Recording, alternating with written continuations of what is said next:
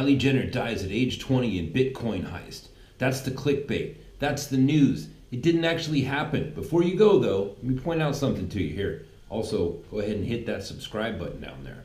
Listen, we have become a generation of people who cannot stomach our news unless it's clickbait. This is years and years of marketing research and social engineering at work. That's why you only click on news articles that appeal to you, something sensational in the headlines. And let's be honest, most of the time you don't even read the article. You just see the title. And in cryptocurrencies, what do you see? You still see to this day, you see people writing news articles about something that China's doing. China has not been in the market since September of last year. It's been 6 months and the Chinese money has not been in the market, and yet you still click on those articles. And you have to consider this, that a lot of people are like that, and that's why you have so much inexperience in this market. You have a lot of people that are in this market that not only do they not know what they're doing, but they don't even bother to read the news articles. They just look at the headlines and then start placing their money in wherever it is that they think they want to put it. Take, for example, look at these YouTubers out there. They're children. They're literal children. They're people that are 18 to 20 years old. They literally have not been cognizant for a full decade, right? They have not been self-aware for more than 8 years. And they're doing YouTube videos with hundreds of thousands of followers and views. And people are listening to them. And why? Well, because they look like me. They're my age. Oh, and they're talking real stock markety business sort of things. They must be real smart. Oh, they got a fancy car in the background. They must be really smart. This is the generation that we're in. And that's how you get 75% of the market getting gutted in 30 days. That kind of inexperience. Where people who have no idea what they're doing and they'll just listen to anybody. And they'll click on something, or they'll listen to a YouTuber talk about BitConnect. You know how many people lost money in BitConnect because of these children that just decided they wanted to post videos on YouTube and talk about things they know nothing about? They're children. They're not even 25 years old yet. That means, as it says in science, their brains have not fully formed yet. They're not fully realized people yet. And yet they're giving out market advice. And that's not the problem, though. All right? There's nothing wrong with pretending to be something that you're not. The problem is people listening to it. That's the real problem. People not thinking. People looking at news articles and just thinking that, well, since somebody wrote it down, it must be true, right? There's nothing more to this story. Nobody stops and thinks about what they're actually reading and what's actually happening or who they're getting their information from, right? There's no accountability.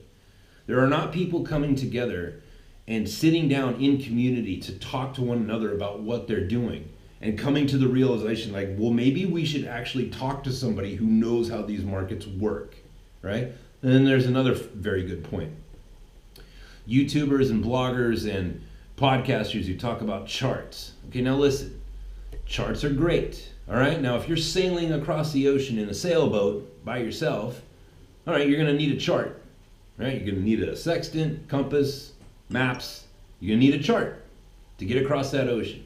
However, when the storm swells up, you will not then need that chart.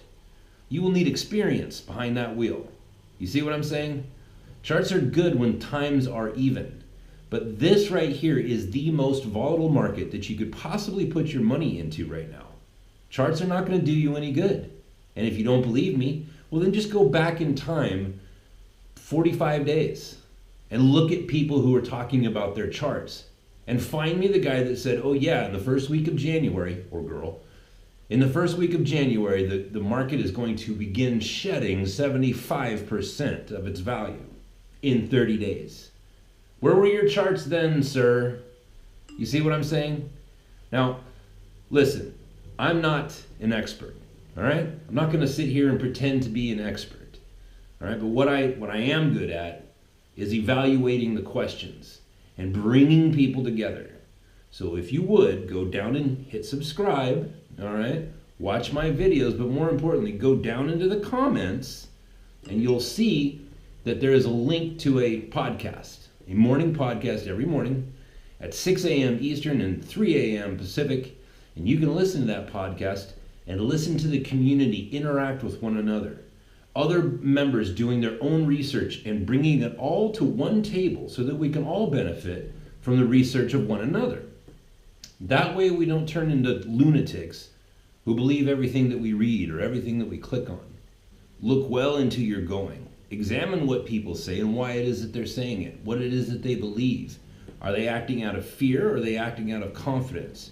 Do they have a poverty mindset or a mindset of abundance, right? The mindset of abundance versus the mindset of scarcity.